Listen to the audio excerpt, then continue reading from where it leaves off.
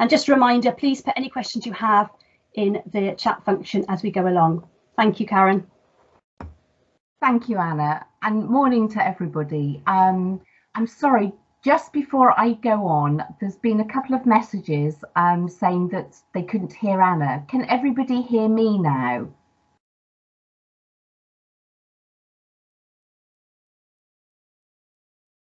Yes? Yeah, okay. Would help if I talked, wouldn't it? So yes, okay. So yes, morning everybody. Thank you for letting me know that you can hear me. Great that so many of you being able to join us today. And over the next 40 minutes or so, I'll be sharing the findings from our annual child and family poverty surveys. And this will obviously include the experiences and views of practitioners and professionals, and importantly, the views of the children and young people who took part in the survey. So just to give you a background about the surveys, each year we have one survey for practitioners and professionals, and then the other for children and young people. And as Anna said, we're now in our 5th year, although the children and young people, this is the 3rd year. And the surveys took place just a week or so after the Easter holidays, so just to put that into context for you. Last year we didn't, although we're saying this is the 5th year, last year we didn't conduct a survey just given the pandemic and with everything up in the air. So we didn't conduct our normal survey. What we did instead was just a short survey, a short COVID related survey. That's important to understand because when I go through the 3-year comparison, you'll see that 2020 is missing. So it's not an error, it's just that we didn't conduct a full survey last year. So our surveys are widely disseminated, and for both the practitioners and the children and young people surveys, we always ensure that they're anonymous. That just helps us to get, I think, more complete answers, more honest answers, particularly from the children and young people. So these were the question areas. We based these on known poverty issues or areas that had been identified from both of the groups in previous surveys, or for example with the COVID, from emerging situations that arise year on year.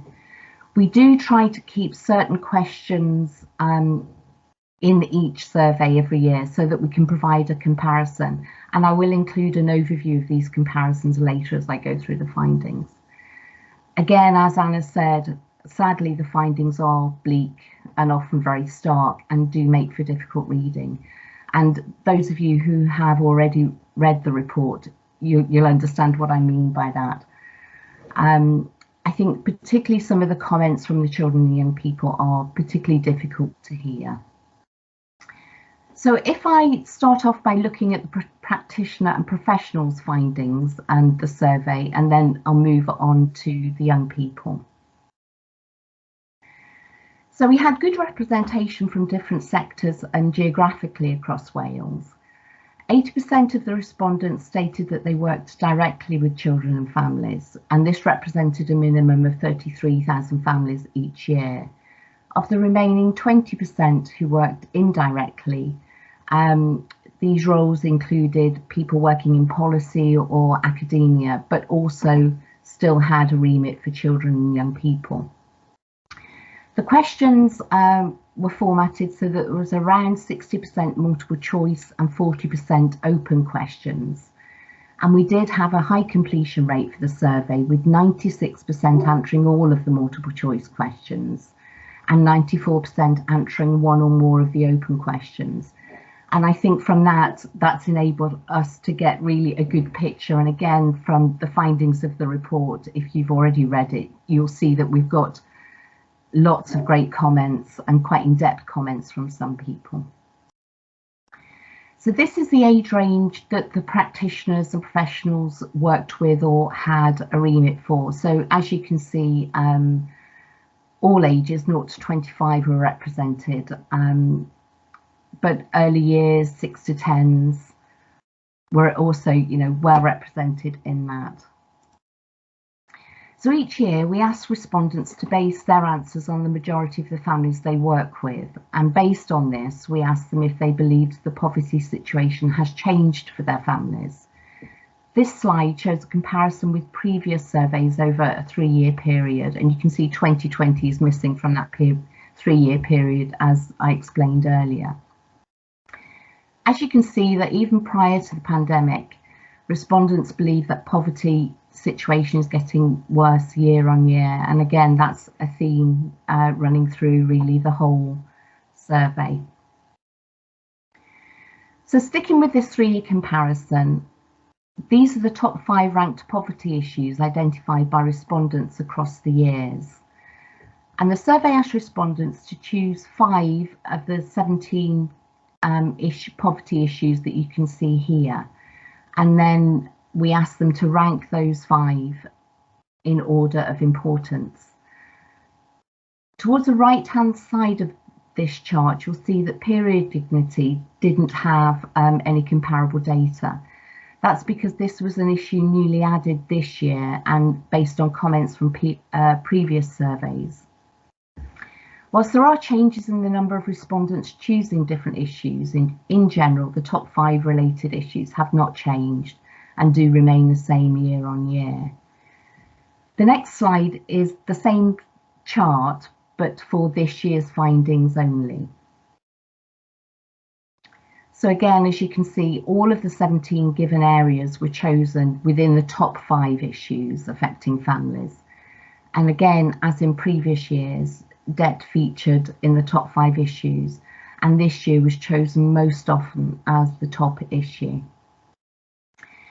And I'm going to talk about debt more in depth because it was discussed throughout the whole survey, and the practitioners and professionals heavily linked debt to many other issues such as income and employment, the benefits system, food insecurity, and also around emotional well-being. Debt was heavily linked with that, with parental stress and anxiety. Obviously, given the time I have today, I can't go into all of the issues, so I am just going to focus on debt. So the survey asked respondents to comment on why they had chosen a particular issue as number 1 in their ranking, and obviously we're focusing on debt at the moment. And the points here are a summary of just some of their comments. Practitioners generally identified that families on low income, either through universal credit, benefits, low paid employment, often struggle to pay bills anyway, and any change in their circumstance, such as furlough or reduced hours or the 5-week waiting period for universal credit, did have an enormous impact on their families and therefore the levels of debt. From the comments given, it was clear that there were many reasons for families getting into debt and for remaining in debt.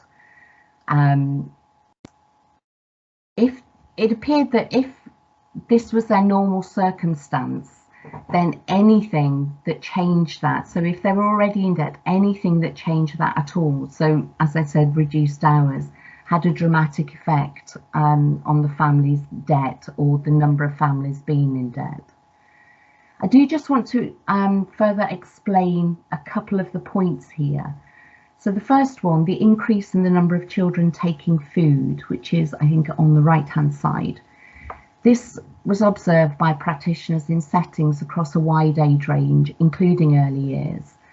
I think some of the youngest children that were seen to be taking food were 4 years old. And practitioners were citing that they saw children taking food from their settings, hiding it, either in their bags or their coat pockets, taking it home for their families. This also included the food that they had either been provided with and were supposed to be eating that day, or food that was left. Now, we're not sure from just the limitations of the survey why that food was left, whether it was left by other children or just in the settings. So we're not sure about that, but basically it was any food. They were likely to take that and hide it, and when asked about it, they were saying that they were taking it home for their family. The second point that I want to just pick up on here is parents giving up jobs because of childcare. This was a relatively common issue throughout the findings. With the additional childcare needed during lockdown, parents either couldn't afford it or didn't have access to it. For many families, obviously many families have struggled with childcare and working from home anyway, but those in low paid employment often couldn't work from home and therefore had to choose between working or providing childcare.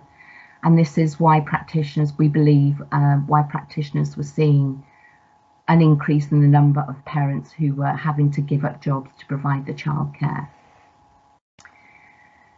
As this was a survey, there were inevitably limitations to the information we could gather. For example, we don't know the levels of debt that families are experiencing, nor could we reliably state where that debt is owed. But through the comments provided, it is clear that practitioners were seeing that debt was being moved around, and that could be between rent arrears, utilities, credit agencies, and in some cases childcare. There were also comments about people coming to the door for money every week, and this was particularly commented on by children and young people themselves as well. So obviously, given the impact of debt on all aspects of family life, it's not surprising to hear that throughout the survey, practitioners repeatedly linked this to poor emotional health, and that had an impact on all of the family. These, as I said, these findings were also mirrored in the children and young people's findings themselves. So the next slide shows a comment from a person about debt, a young person about debt, and gives an idea of the emotional impact of debt on the whole family.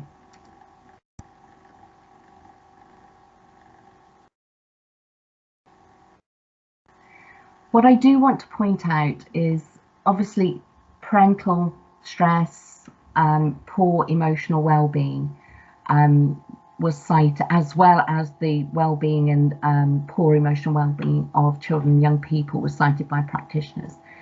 But although we didn't ask practitioners about their own emotional health and mental health, it came through very clearly that they actually were also affected, clearly not to the same degree, but they were seeing parents struggling to feed their children, parents in desperate fear of being homeless, anxious and distressed.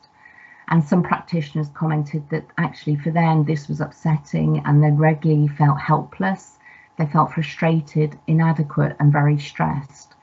So it's worth noting that clearly the impact of poverty has an effect to various degrees on everybody involved in that. So this year, one of the questions we asked necessarily was about COVID, and we wanted to know about the impact of COVID on children, young people and the families living in poverty. So based on their experiences, we asked practitioners and professionals if overall the situation had changed for their service users. 89% stated that it had got worse, and the points here on the left are a summary of the responses given. Many practitioners stated that they were seeing an increasing number of families being made redundant, and more were expecting their families to, once furlough ends, more and more families or parents would be made redundant in their role, in their jobs. Just the last point here I want to look at is youth homelessness. Practitioners said that more young people were becoming homeless. And in particular, they said the additional pressures of lockdown and isolation was one of the causes. And this often led to relationships breaking down within the family. Now, given the limitations of the survey, it's not known where these young people went, whether they were sofa surfing with friends, staying with relatives, or actually did end up literally homeless and, living on the streets. We're not sure. What I do just want to point out, and I'm sure you all know this anyway, that whilst COVID has exacerbated poverty and had an enormous impact on families and young people living in poverty, I want to point out that it can't be seen as the excuse for poverty. It's obviously poverty situation was there prior to COVID. It's just sadly so much worse now. So universal credit, very topical at the moment, which I haven't got time to go into, but I'll talk about universal credit in terms of the findings from the report. We asked respondents specifically about the £20 per week increase to universal credit during the pandemic, and if it had helped, and if so, how had it helped?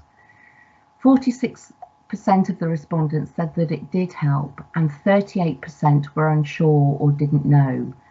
Now, for those who didn't know or were unsure, they commented that it was too soon to tell, or that it wasn't enough anyway, as families were living in debt prior to the uplift, and that didn't really make that much difference. I do want to point out that there were lots of areas where it did make a difference. It did provide food, and for some families it did help with the debt. It didn't get rid of the debt, but it did help more families not sink further into debt. The survey then went on to ask respondents what they thought might happen when the uplift comes to an end, and the bullets on the right summarise the majority of their comment really. But the comments generally began with, "I don't know how they'll cope." That was what we were frequently seeing from the respondents, and they also throughout referred to the emotional stress of families once the removal of the uplift happened, which happened yesterday. These are just a few of the comments about the universal credit temporary uplift. And again, universal credit was commented on throughout the survey, not just in this question, and heavily linked to emotional stress and debt as well. And in particular, respondents talked about the impact of the 5-week wait, and there's much more information on this in the report.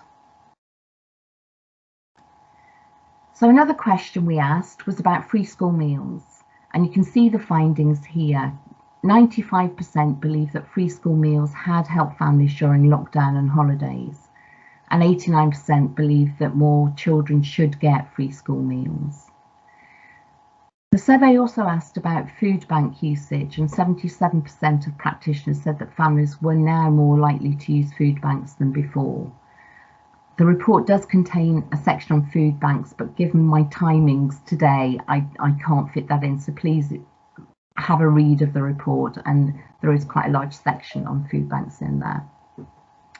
Before I move on to the findings from the children and young people, I do just want to briefly look at digital inclusion and poverty in education. So these are the next slides. So digital inclusion, we asked practitioners if in general the majority of the families that they worked with had digital access. And this is particularly relevant with homeschooling over the last year, and these are the results. For many who had to share a device, this was usually with other siblings, but also with adults. So you have adults and children working from home, and there were numerous comments about they were all trying to work on one device, which was clearly difficult for everybody. Practitioners said that in a number of situations, even where schools or other organisations or services had loaned out devices, there were often issues with them not working or not being suitable, particularly not suitable for doing schoolwork. Whilst access to a suitable device clearly was an issue, as you can see on the left, it was access to the necessary data to use that device that was the greater issue. And respondents were saying that children had devices, some of them worked, some of them didn't, but where they did work, they still couldn't use those devices because the family couldn't afford the data. There were some good examples that were given, and these are also in the report, where schools also gave out dongles or MiFi. So there were opportunities there, but in general, particularly right at the beginning of the pandemic and the lockdowns, it seemed that there was a rush just to get the devices out rather than thinking about if families could afford or had access to data. What the practitioners and professionals said around digital inclusion was that parents and children often couldn't afford to attend online meetings. So it wasn't just about schoolwork, it was about services that practitioners were providing, whether that was counselling or support, and they were struggling to actually access those as well because of the cost of the data. But also the practitioners raised concerns that in some areas, and I think this is probably going to happen more and more in some areas, because we've all been able to work online, the thought is that actually we can put more services online. And whilst we can, and lots of people are benefiting from that, they did cite issues such as applications for benefits or universal credits were now more likely to be online. And it was a catch-22 because the parents couldn't afford the data to apply for the extra money, you know, that they needed, or just to change their benefits or everything like that. So whilst the services are more likely to be available now online, it's certainly something to consider with any services that we do provide in the future and who our target audience is, as to whether actually we should be providing it in another way or as a blended approach. But that's just something that does need consideration. The practitioners also noted that the children and young people were isolated from their peers and education, and this again is mentioned in the children and young people's findings, but the practitioners were seeing that as well, which is also of interest. Again, this issue is covered more in the report, so again I would recommend that you read that. So my final slide on the findings from the practitioner and professional survey looks at education, and we asked respondents if they believed poverty affected children and young people's experience of school and learning. Nearly all of the respondents said that it did, with the impact mainly being around poor emotional health, bullying, social isolation and the costs of education. Respondents repeatedly commented that children were being bullied because they lived in poverty, that they were unable to take part in activities or did not have the correct uniform. And again, this was not just noted by educators, but by all of the other family service that responded to the survey. And again, unfortunately, it was also a dominant theme to emerge from the children and young people themselves. And when we look into that, you'll see how strong the poor emotional health and the bullying came through with that. Respondents also said in this that children were often kept off school by their parents, and that this regularly coincided with PE days or school trips or charity days or other events. And the practitioners believed that this was due to a lack of money to take part. So it appears that the parents were keeping the children off school because, I don't know, I have to assume that because they were embarrassed, or either the parents were embarrassed to send their children to school and have to say why they couldn't afford the PE kit or they couldn't afford that school trip. But again, this is mentioned and mirrored by the children and young people themselves. So that was also another consideration.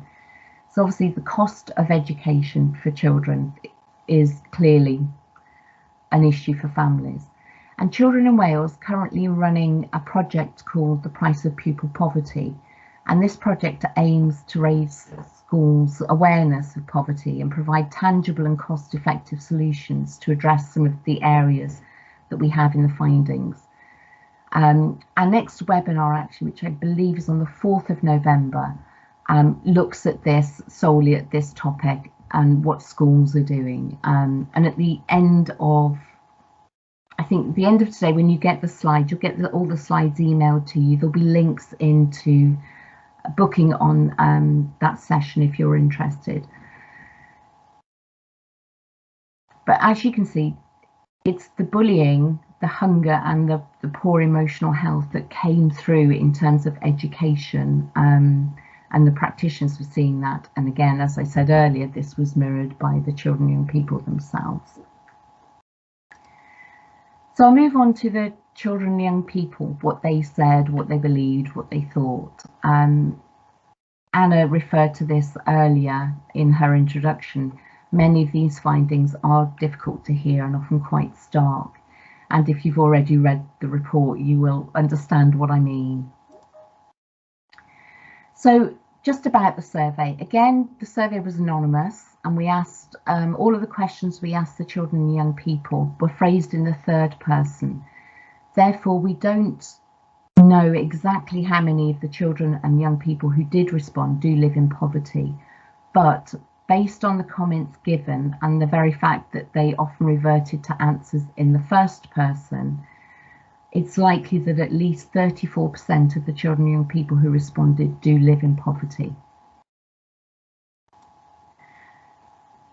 So based on previous surveys and previous work we've done with children and young people, we asked them to choose 2 of the issues that they thought affected children who live in poverty the most.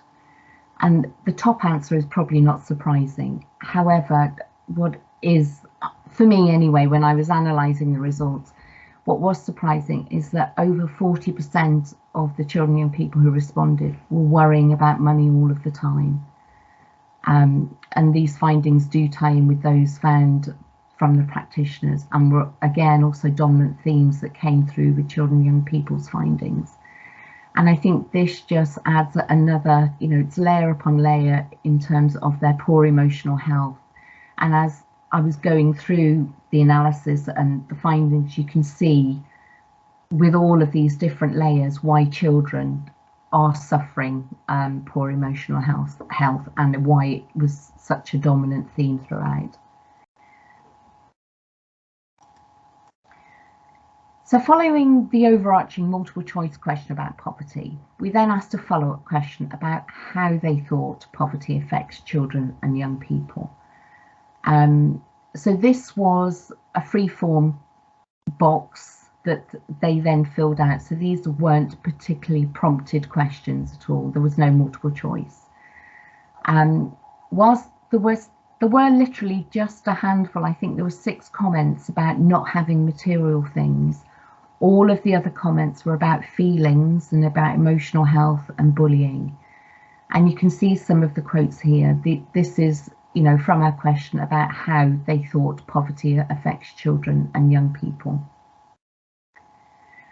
Obviously, I couldn't fit all of the comments into the report. So if you've read it, some of these comments here are unpublished previously.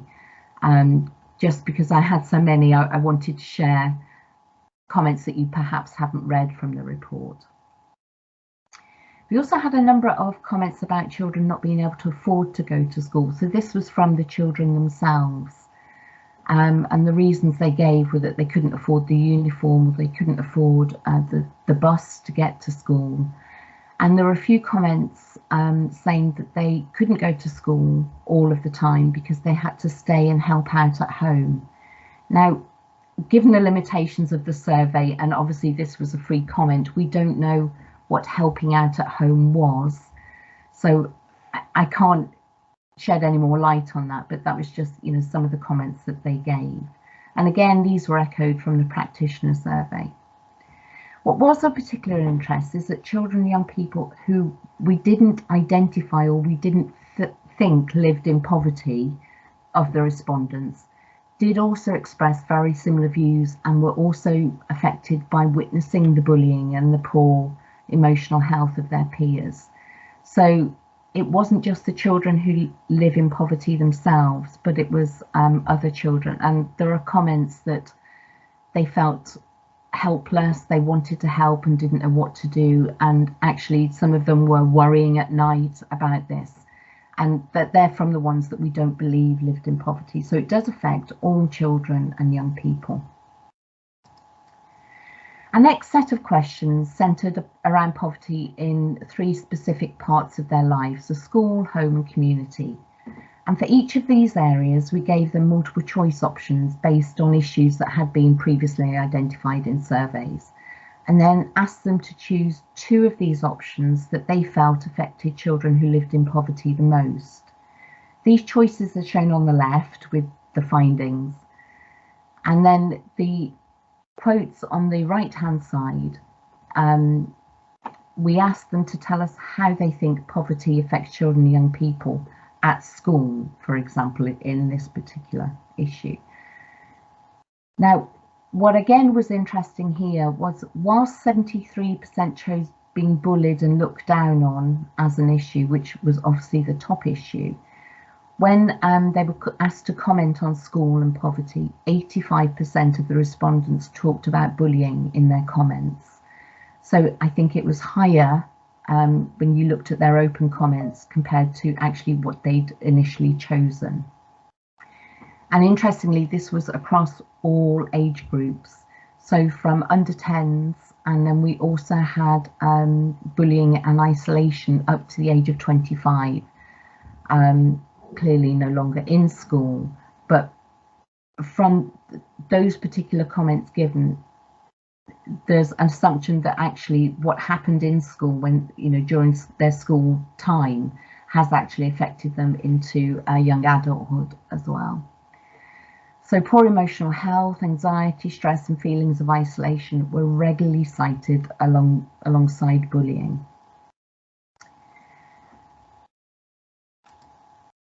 So home and poverty, this is one of the second set of questions that we asked about specific life areas. And again, we asked them to choose 2 of 5 options that we gave them. And these were the 3 areas that were most commonly chosen. The comments generally fell into 2 categories: the physical environment of their home and the emotional health. And these are a couple of comments. The next slide shows a few more comments that children and young people made about home and poverty.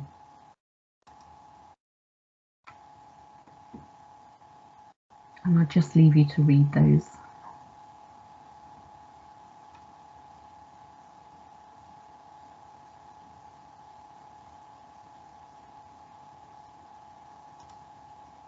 So our final question in our set of life areas was about community, and we gave them 4 choices. These are all of the 4 choices here, and we asked them to choose, again, 2 areas that would affect children living in poverty the most. And as you can see, 79% said that living in a place where you don't feel safe to go outside was the biggest issue in terms of their community. Of these 79% choosing this, only one of the young children and young people thought about stranger danger. So they were concerned that it wasn't safe to go outside because of strangers, but that was only one. For the others, they commented on not feeling safe to go outside because they would be bullied, they'd be looked down on, and this made them feel nervous or scared. They didn't feel the same as their friends. They feel that they didn't have a place to go within their community that they could play safely. There were also numerous comments about not fitting in, particularly as they couldn't afford to travel to see their friends. So they couldn't afford the bus fare to go and see their friends. Quite often they didn't have, so they said that they didn't have transport to get there. Now, it's not clear from the findings whether their parents don't have a car or, whatever transport, or whether that transport wasn't available through buses or trains. We're not quite sure exactly what they mean. But the outcome was that they couldn't afford or couldn't get to see their friends.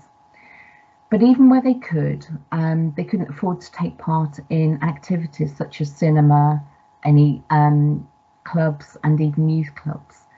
So there was a good example where there was a youth club that was free to attend, and I think there are a number, across Wales that were free to attend. And whilst this was great, children said that, and young people said that they still couldn't go, or still felt that they couldn't go, because when they got there, they couldn't afford a snack or a drink like the rest of their friends. So they were choosing not to go rather than having to explain why they didn't want to drink, or, lying about why they didn't want to drink. And that came through quite a lot. They did use words such as embarrassment, but generally the younger ones were just saying that they didn't want to tell people or their friends that they couldn't afford a drink. So again, unsurprisingly, given their comments, emotional health was mentioned very frequently in this section. And I think this is one of those layers that I was talking about, that it's another layer as to why we were seeing such a dominant theme of poor emotional health throughout the survey. So we necessarily had to ask about COVID and poverty. So we asked children and young people if COVID had made things worse for those living in poverty, and if so, how. Now, at the time of the survey, which was just after Easter, children and young people just coming out of a prolonged period of lockdowns and homeschooling, and many were just beginning to return to school. But 81% believe that COVID had made things worse. In response to the question about how it had, comments mainly focus on the areas shown here. In terms of education, there were comments about a lack of devices, the cost of data, struggling with schooling at home, and having to share devices. That was quite a common one. But they also missed their friends and felt that they were isolated at home and that they couldn't contact their friends. Now, they didn't say why they couldn't contact their friends, but given previous findings from this survey, it's likely that they couldn't afford the data or didn't have access to a device and therefore couldn't contact their friends. They also missed their extended family, which was really quite heartening to see, and they talked about the support that their extended family gave them, and support came in many guises. So such as they didn't get extra food because their extended family, they couldn't go and see them and they always fed them, but even down to things like washing. So their clothes weren't being washed as often because their nan used to do the washing for them. So there were practical issues that had been affected, but also it was mainly about the emotional issues. They were very aware of a reduction in the family income as well and job losses, and knew that this was making the poverty situation worse. And for some young people who had identified as living in poverty, they were saying that COVID had made things worse because of the money situation, and they knew they had less food, that they had to turn the lights off more often. That was a comment that we saw as well. But they also knew that they didn't have extra food. They were home a lot of the time and they were still only having 2 meals rather than additional food. So again, throughout the whole survey, emotional health was brought up, and in particular here, the words they used to describe how they were feeling here was worry, anxiety, isolation again, and loneliness, and there were regular comments. What was particularly interesting to me anyway was in this section, throughout the whole survey, bullying was mentioned by children and young people. However, not one of the children and young people talked about bullying when we asked about COVID and poverty and how it had affected them. Now, I think that's an interesting finding because bullying was so dominant throughout that clearly it hasn't happened. Now, we know that they were saying they were bullied in the community, they were bullied at school, and obviously they're not going out into the community, they're not going to school. So it's likely that I'd like more research done on this, just for me personally, but it's likely that we know bullying takes place over social media and through texts and mobile phones. Now, if none of the children here are mentioning bullying, is that because they don't have access to those devices or can't afford the data? That's just something, I don't know the answers to that, so I'm just going to leave that in the air, but it was unusual given the other findings that bullying wasn't mentioned here at all. So the next slide shows some of the comments made by the children and young people. Now, for this slide only, the yellow speech bubbles are the ones that we believe are from children and young people who actually are living in poverty. The others maybe, we just couldn't identify that.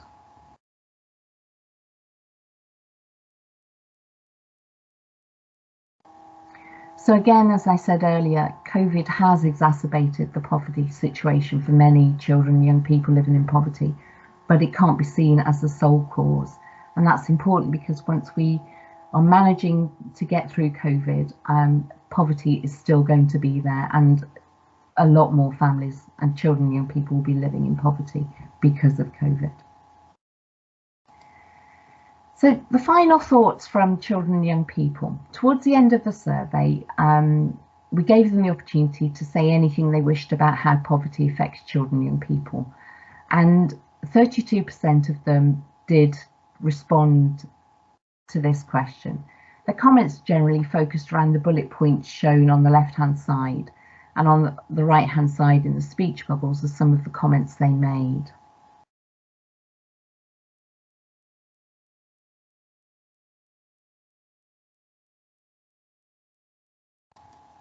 You will get a copy of these slides afterwards, so don't panic too much if you weren't able to read all of the quotes. So our final question to children and young people was quite a big one. We asked them what they would do if they were the First Minister. So we explained that the First Minister was the person in charge of the whole of Wales. And these are just some of the comments they gave. But again, I would urge you to read the report, as they did take the time to provide many insightful, very considered and some very creative answers. And I think it's certainly worth having a look at those. I think my favourite one is, I don't know, I'm only 10. And that's quite right. They are only 10. And it's us that actually, as adults, need to try and mitigate poverty and address poverty, because we shouldn't be asking a 10-year-old to do that, but they're living with the impact of it.